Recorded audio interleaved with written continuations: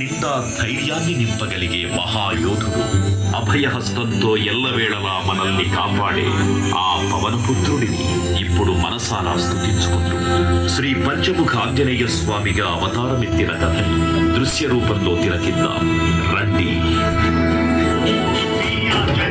ప్రసన్నాంజనేయం ప్రభాదిత్యకాయం ప్రకీర్తిప్రదాయం భజే వాయుపుత్రం భజే బాలగాత్రం భజేహం పవిత్రం భజే సూర్యమిత్రం భజే రుద్రరూపం భజే బ్రహ్మతేజం.